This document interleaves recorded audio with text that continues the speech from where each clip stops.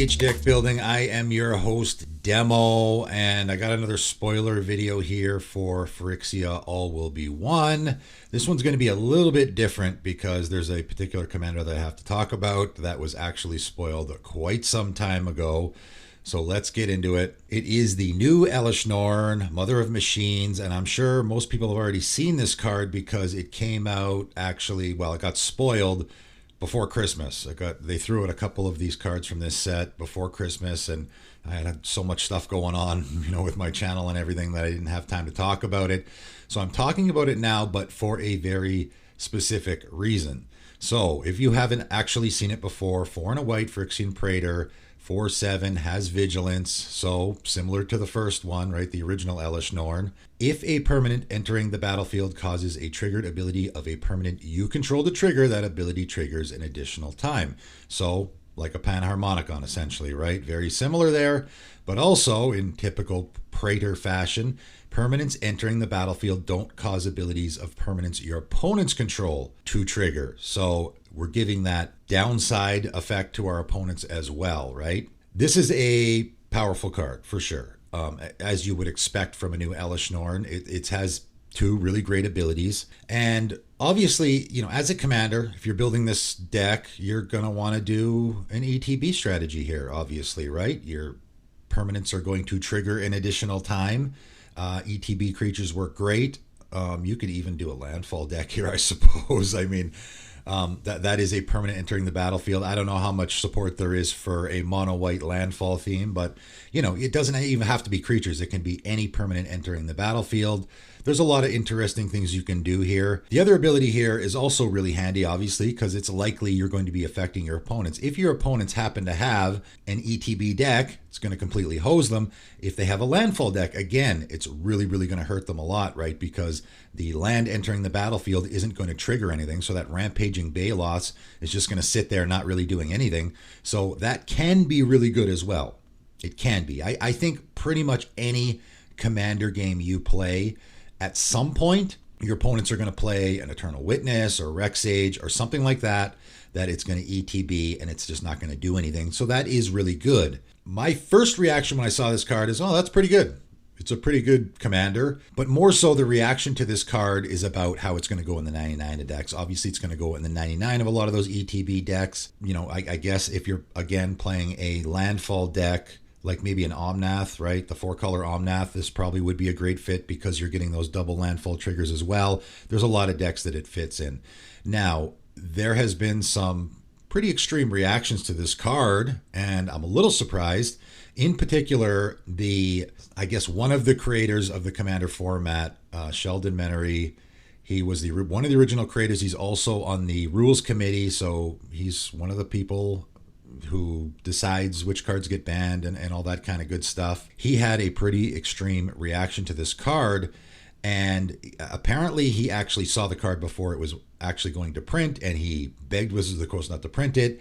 He really doesn't like this card, and he actually ended up writing an article about it because he had that much of a strong feeling when it came to this card, which I am going to talk about here briefly. So this is what he said. As we on the Rules Committee have repeated with some frequency, we believe cards being generically good is a net negative for the format. I don't disagree with that. But, generically good is incredibly open-ended because, of course, a removal spell is generically good, I think, right? While it can allow deck builders, as I mentioned above, to explore multiple different types of strategic and thematic lines, the flip side to being generically good means it introduces a sameness to many of our games. Again, I completely agree with all of that. I don't know if it necessarily applies to Elesh Norn, though. The mechanical upside of being generically good is efficiency. That costs us in other ways. Once we get to the point of if you're playing white, there's no reason to avoid playing Elesh Norn, Mother of Machines, or insert card name. We've reduced our effective deck size by 1 more card. I completely agree with all of that, and that's why I don't play cards like Rhystic Study and Smothering Tithe and whatnot, because you're just reducing the size. I mean, let's get right to it. This is why I don't play Sol Ring. Sol Ring, I've reached the point now where there's so many good cards that I could be putting in my deck, and supporting the actual theme of what I'm doing in my deck, that Sol Ring is just taking up a spot in my deck that I could be using for something that's more thematic or synergistic in my deck. I've been saying this for a long time. To have, someone on the rules committee wanting to, I guess, possibly ban this new Elesh Norn because it just automatically slots into every deck that has white, I'm just thinking, how many cards are already like that? A lot of those cards I already don't play for that reason. And those cards, in my opinion, are way more auto-includes than is Elesh Norn. In fact, if I'm thinking of the decks that I currently have 2 mono-white decks. I guess technically 3 if you include my AO deck, which I haven't put together in paper right now. So my Patron of the Kitsune deck is a life gain deck. That's not going in there. I mean, I could.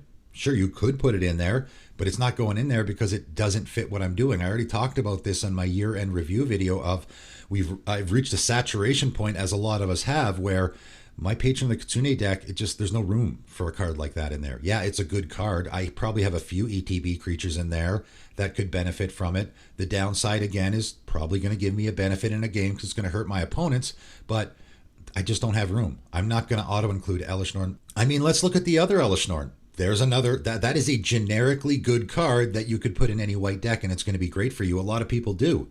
Giving your entire team +2/+2 and all your opponents, I would say that's way more an auto-include than is the new Elesh Norn, and people aren't auto-including that in all their decks. I don't have it in any decks, right?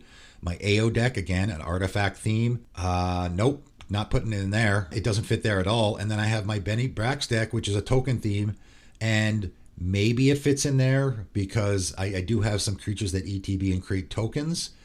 So maybe, but again, there's so much, we have so much to pick from, and just a mono white token theme, there is so much that I could put in the deck that I don't have room for an Elesh Norn. That's not going to fit. Sorry. If you're not putting a Panharmonicon in your deck, why would you put an Elesh Norn in there, right? Just for the part that gives your opponent a downside?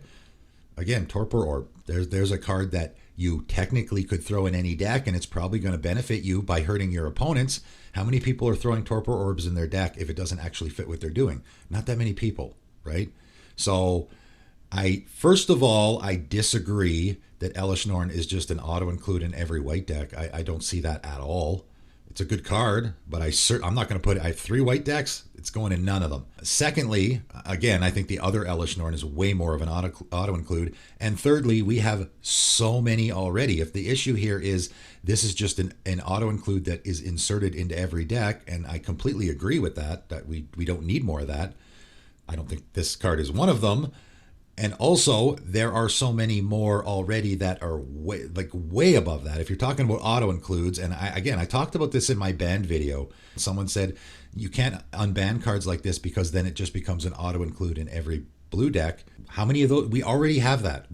Dockside Extortionist just goes in every red deck, right? If you can afford it, if you can find room for it, there's almost no reason not to put it in there. Smothering Tithe, Ristic Study. Again, there's so many cards that fit the category of you can just put them in any deck, right? Even if we're just talking about the removal and stuff like that. So, because they're always going to be good.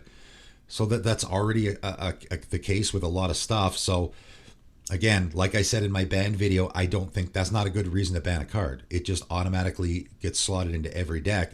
There's already a ton of that.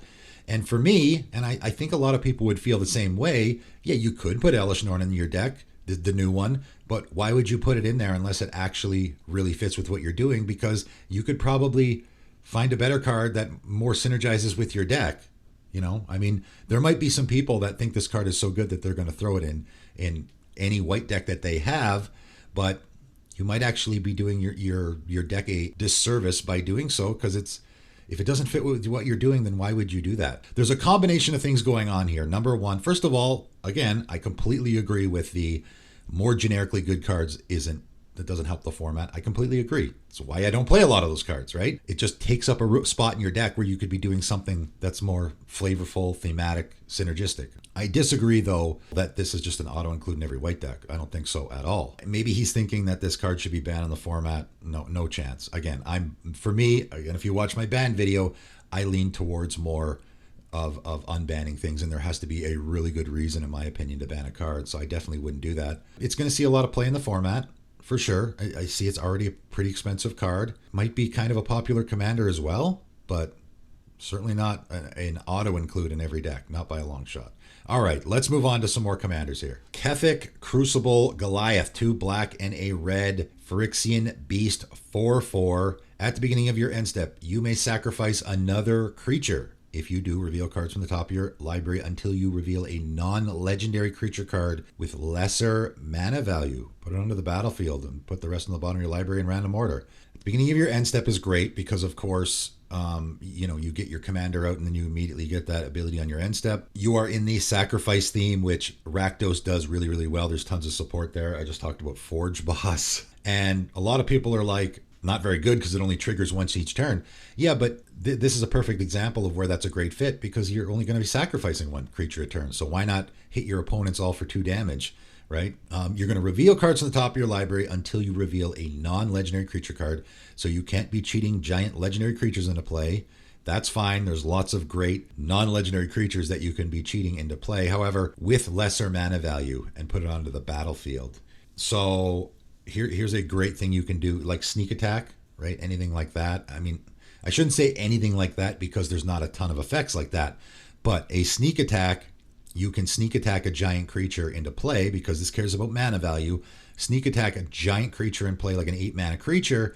And then on my end step, my sneak attack is going to trigger and it's going to force me to sacrifice that creature that I cheated into play, and this is going to trigger at the same time. So of course you're going to stack the triggers appropriately so that this resolves first, and then instead of sacrificing that creature to your sneak attack, you're going to sacrifice it to this ability first and then get a nice big creature in play, right? So that seems like a good fit. Unearth might be good here as well because that does the same thing. It has the at the beginning of end step trigger. So if I don't know how many creatures out there that have Unearth where you can unearth them for less mana than what they, right? Because obviously you want to get value out of what you're doing here. So if I unearth a creature, again, just as an example, that has a bigger mana value than its unearth cost. I don't know how many creatures out there like that. Now on the end step, again, the unearth will trigger and want me to exile it, but first I can sacrifice it to this ability instead and get, I mean, it's just good value. Even if you're not getting a bigger creature or a huge creature, it's just good value to unearth something, swing with it, and then on your end step you can, right? So I would do a lot of effects like that. A lot of those temporary recursion effects, that sacrifice at the beginning of the end step. Dawn of the Dead is another one, right? Any of those cards, Corpse Dance, Exile at the beginning of the next end step, any of those things will be really, really good here because typically they all trigger on the end step. And instead, just stack those triggers appropriately. So this one resolves first. And instead of just losing that creature entirely, now you're getting free value off the top. And then obviously you can stack the top of your deck somewhat. Rakdos Colors isn't great at that. I mean, obviously the best way would be to Vampiric Tutor and put exactly what you want on top of your library so that you can get exactly the creature you want. I think that's probably the best bet here. Not a ton of options there. So stacking the top of your library is an option as well, although Rakdos doesn't do that super well. I think I like the idea I came up with there. Just lots of those, I cheat a creature into play because there's lots of those effects in Rakdos Colors.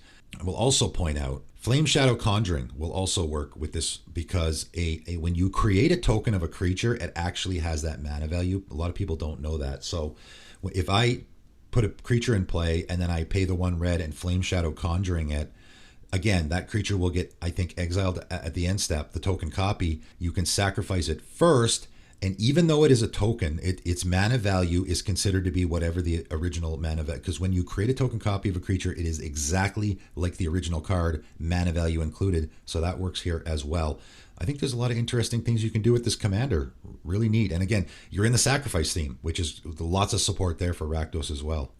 Cool commander. All right, moving on. Kadeen first, Gold Warden. Just red and a white. So a 2-mana commander, that's great. I like cheap commanders as human rebel. So looks like we got a lot of rebels in this set. 2/2 with trample. Whenever Kadeen first Gold Warden attacks, it gets +X/+X until end of turn, where X is the number of equipped creatures you control.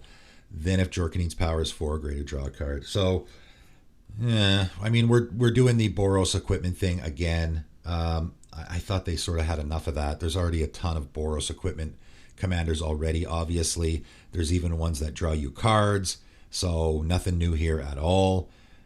It's okay. I mean, it's got trample, so obviously you're going to want to load it up. You're in the equipment theme, which is lots of support. There's also, I mean, you're also sort of in a Voltron theme here, right? Because you want your Jor Kadeen to be as big as possible. When Jor Kadeen attacks, it gets +X on the turn where X number of equipped creatures you control. So you actually want more equipped creatures. So if you have 2 equipped creatures, Jor Kadeen's power is, he's going to get +2/+2, and then his power is going to be 4 or greater, so you're going to get to draw the card. I think I would definitely want that card draw. You know, again, at the end of the day, I think it's just another Boros equipment commander. I mean, I guess it probably slots into a lot of those decks. I think we're probably going to see this in a 99 of those Boros equipment decks, more so than we're going to see it as a commander. Don't think people are going to be going after this one. All right, moving on. Rock Hex Gold Nabber, 2 and a red. Goblin Rebel, so another rebel. Lots of rebels in this set. 2/2 trample haste. Whenever an equipped creature you control other than Ruck Hex Gold Nabber attacks or dies, you may attach all equipment attached to that creature to Ruck. Well, that's really interesting. We have another equipment commander here. This one's got trample and haste. So whenever an equipped creature you control other than Ruck attacks or dies. So, you know, the first thing that comes to mind is what's that artifact creature that when it enters the battlefield, you attach all equipment in play to it, right? So that would be great here. You have your commander, and then you play that creature. All equipment in play, including your opponents, will attach to it. Then you would attack with that creature, assuming it has haste, which, you know, is entirely likely because it might get a lightning greaves or something. Then you attack with that creature, and you attack with your Ruck. And then when it attacks, this will trigger, and you can move all of those equipment onto your commander. Pretty neat, I guess. That would be the best card in this deck, I think. So, again, we're in mono red here. You don't have white, which you really need white when you're doing. It's tough to do a really good equipment theme if you're not doing white, I think. You could just do a run-of-the-mill equipment deck here, and whenever your creatures that are equipped die, that equipment now attaches to your commander. That's pretty neat. Again, if I'm coming up with some really interesting things you could do here, again, that same creature is an artifact creature, so you could do the Goblin Welder thing, right? So you have a Goblin Welder, you've moved all the equipment over to your commander, and then you can repeat the process with your Goblin Welder by sacrificing that guy and then bringing him back into play, all the equipment attached to him again, and then, right? Goblin Welder is not a bad fit in this deck anyway, because of course you're going to have lots of equipment, and equipment are artifacts, so it works there as well.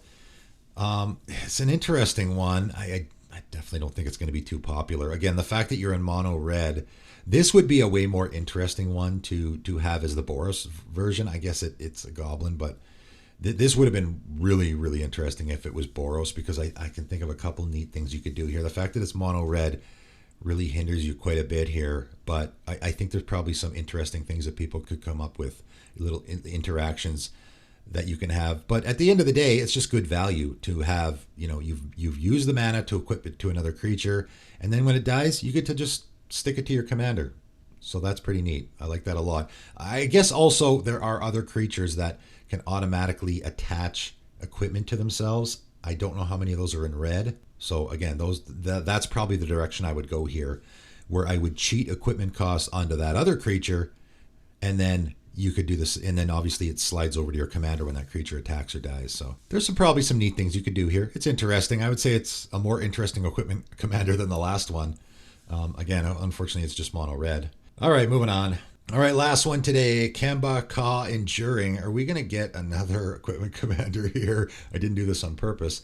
I know the original Kemba, I think, was an equipment commander. So 1 and a white. Again, cheap commander. I like these cheap commanders. Cat Cleric, 2/2. When Kemba, Kha Enduring, or another cat enters the battlefield under your control, attach up to 1 target equipment you control to that creature. Equipped creatures you control get +1/+1. Pay 3 white critic 2/2 white cat creature token. Okay, so we are doing the equipment thing here again, but we're also doing cat tribal, which makes this very interesting. You know, we have cat tribal already. We have some, obviously the Selesnya one is the most popular cat tribal commander, and this is definitely not going to outdo that as far as the cat tribal thing goes. When a cat enters the battlefield under your control, attach up to 1 target equipment you control to that creature. So we are cheating the equipment cost, which is great. Equipped creatures you control get an anthem. That's not bad. That ability you're probably never going to use, I don't think, because even just in mono white, I think there's probably enough cats to fill this deck with mono white cats. So there's not really a whole lot of reason for you to be creating those tokens, I don't think. You know, if I'm looking at the advantage of this over the last one, mono white is definitely the number one color for equipment tribal if you want to do that. Also token support. So if you're doing the token, you're doing the token thing here, there's probably way better ways to put token cats into play. White Sun Zenith comes to mind, obviously. And so you have token support as well, which you can put in here. So there's an advantage there. Like, I'm trying to come up with advantages. This is definitely not going to be a popular commander. Again, we're in mono white equipment theme. We're in mono white cat tribal, and you know, a lot of people probably don't want to do a cat tribal deck that's only in white when they can have access to other colors. You're doing both though. It's interesting. You know, it is a little bit different than what we've seen before. Not really. Again, the anthem is like, that's okay. I guess you probably don't have to do the cat thing at all. When your commander enters the battlefield, you can attach one equipment to it. That's pretty good. Geez, that might be your best option here, actually, for building this deck, because now you can put a Colossus Hammer or something, like those really expensive equipment. I mean, Colossus Hammer is going to be the best option because it's cheap, but the equip is a lot. So that's what you want to look for with this deck, probably, is those equipment that are cheap to cast, but then can be cheated onto your commander, because when your commander enters the battlefield, attach up to one equipment to it. So that's probably your best bet here. You can do the cat tribal thing a little bit. Obviously, you're going to want a lot of equipment in this deck. At the end of the day, though, really is just a mono white equipment commander, sort of cat tribal commander. Definitely don't think this is going to be a popular one at all. It's okay, I guess. All right, that is it. That is all. 5 more interesting commander. We got a couple good ones here for sure. Again, I mostly wanted to make the video to talk about Elesh Norn because I was kind of surprised some of the things I was hearing about it. I was like, I don't know about all that. So I wanted to make, put my 2 cents out there, because I actually kind of did cover that in a couple of videos I did last year, interestingly enough. A couple other interesting commanders here. I like that Rakdos one a lot, actually. I think I might maybe make a deck with that guy on my channel, because I'm coming up with some interesting ideas there. This is probably going to be the last spoiler video I do for the set, I think. And then obviously moving forward, I'm going to do my best cards from the set and talk about some more of the stuff. There's some really interesting cards that I've seen that have come out in the set. So I'm going to start talking about some of the non-legendary creatures moving into next week. Let me know what you guys think of these new commanders in the comments below. That's it for today. Thanks for tuning in.